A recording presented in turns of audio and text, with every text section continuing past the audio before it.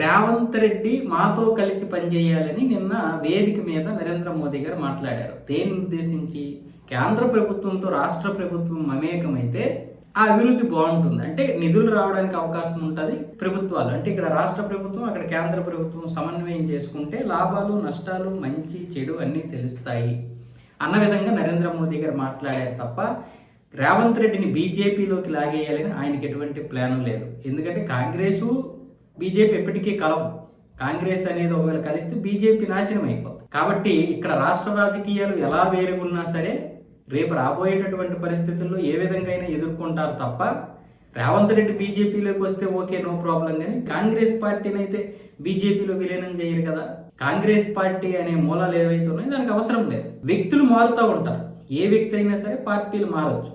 అది వాళ్ళ యొక్క సిద్ధాంతాల మీద, వారి యొక్క మనస్తత్వాల మీద, అభిప్రాయాల మీద ఆధారపడి ఉంటుంది. పార్టీలో అభిప్రాయ భేదాలు వచ్చినా లేకపోతే ఇంకే భేదాలు వచ్చినా వేరే పార్టీలోకి వెళ్ళడం, ఆ పార్టీకి అతను నచ్చితే ఓకే. దీనికి పెడార్థాలు చాలా మంది తీస్తున్నారు. స్పష్టంగా అక్కడ ఉంది. దీని గురించి తీయాల్సిన అవసరము లేదు. రేవంత్ రెడ్డి నెక్స్ట్ బీజేపీలోకి వస్తాడంటే బీజేపీలోకి రావాల్సిన అవసరం లేదు. కాంగ్రెస్ ఆయన్ని ముఖ్యమంత్రిని చేసింది. ముస్లిమ్స్ అంటే కాంగ్రెస్, కాంగ్రెస్ అంటే ముస్లిమ్స్ అని ప్రసన్నం కూడా చేసుకున్నాడు కదా రేవంత్ రెడ్డి. రేపు పొద్దున్న ఇక్కడ ఉన్నటువంటి నాయకులు సరిపోక మళ్ళీ ఆయన వచ్చి ఏం చేస్తాడు? ఇప్పుడున్నటువంటి నాయకులు తెలంగాణలో ఉన్నటువంటి వారు సమన్వయంతో ఉంటే వచ్చే ఎన్నికల్లో బీజేపీకి అధికారం ఢోకా లేదు. కానీ నాయకుల్లో సమన్వయం లేదు. ఇప్పుడు మళ్ళీ రేవంత్ రెడ్డి వస్తే ఏం చేస్తాడు? పైగా ప్రజలు అటు కాంగ్రెస్ని ఉమ్మేసేస్తారు, బీజేపీ మీద ఉమ్మేసేస్తారు. కాబట్టి ఇప్పుడున్నటువంటి నాయకులు సమన్వయంతో ఉంటే చాలు, బీజేపీకి విజయం ఎటుపోదు. పైగా ప్రజలకి ఇప్పుడు బీఆర్ఎస్ అక్కర్లేదు, ఇటు కాంగ్రెస్ అక్కర్లేదు. బీజేపీకి యుద్ధమని చూస్తున్నారు, కానీ నడిపించే నాయకుడు లేడు.